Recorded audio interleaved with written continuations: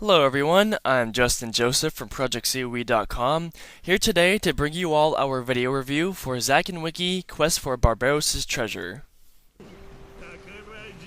This game was actually previously known as Treasure Island Z, but now obviously the title is a lot more literal in the fact that it follows a young pirate boy, Zack, as he's pretty much trying to become the best in the world at what he does, and his little golden monkey sidekick Wiki actually helps him along on his adventure.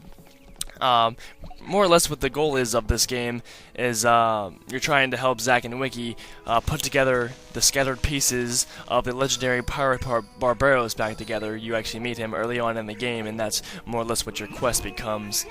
And in order to do that, you actually use the Wii Remote and the Wii Remote only to solve a series of rather creative and intuitive puzzles that range in difficulty from being a total cakewalk to being absolute brainbusters across a number of actual uniquely themed areas. You'll encounter like actual elemental themed areas such as fire, ice, and forest, along with others that don't actually carry any kind of elemental property, just a unique theme for each area, and it's actually really cool, and it really gives this game a lot of variety.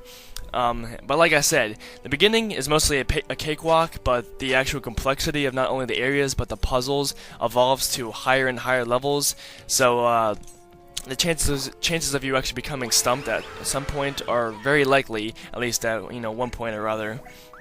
But in terms of the actual gameplay, in terms of actually solving these puzzles, you're pretty much going to do a whole lot of unique gestures and motions with the actual Wii Remote in terms of the motion-sensitive technology that's housed within it.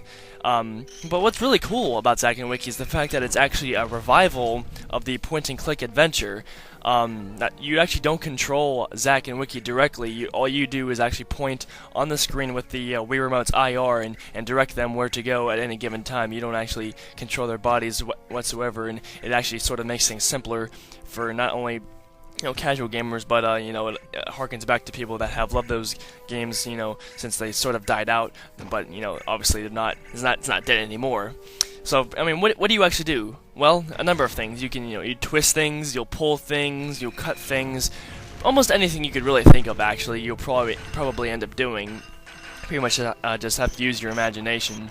Unfortunately, your actions aren't always immediately translated because of how you might actually be holding the controller, but thankfully it's generally not a problem, so that really shouldn't do anything to to destroy your experience. So you can be glad for that.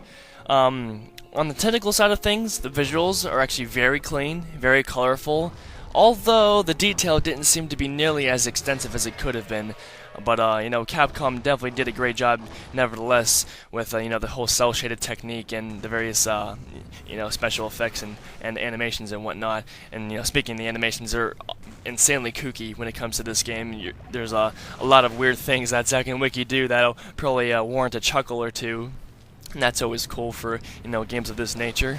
In terms of the audio, the music actually does pretty well to emphasize, whatever particular area you might be, exploring through. The forest is calming, the fire can be pretty dramatic, and the ice might have sort of like an orchestrated feel.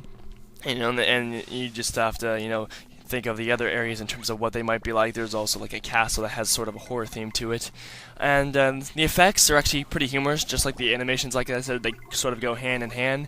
I just wish that there was actual voiceovers, because there's absolutely none, and it would have definitely helped to give this game a lot more of an identity, which it really kind of lacks in a sense. I mean, yeah, it's funny and it's very colorful, but without the actual characters having an actual voice behind them backing their dialogue, it just seems a little empty in that regard. But in terms of the actual longevity, depending on how you choose to use the possible or the available hints or finding help, the game could be as short as 15 hours to as long as 25 or longer. It just really stands out, and sort of it really depends on where you stand in terms of gamer pride, like how it affects you mentally if you actually look for help or whatnot. It's just, yeah, it's more or less just a pride thing. So with that in mind, this is obviously a great game, as you've heard from my review thus far, and that's why Project COE gives this game an 8.4 out of 10. In terms of the positives and negatives. The pros lie in the excellent Wii Remote usage when it comes to solving the puzzles, the fact that the game has very colorful graphics and definitely makes use of the Wii pretty well, and that Zack and Wiki does very nicely to revive the point-and-click genre, which almost was dead until this game actually came out, even though it's kind of unfortunate, which is actually going to be the very first con here.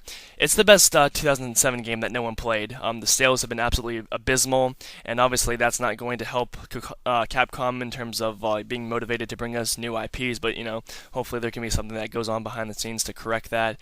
And the fact that there's no voice work, again, it kind of keeps the game from having an identity, but it's not really anything that's going to destroy it. It's just something that would have really spiced it up a little bit.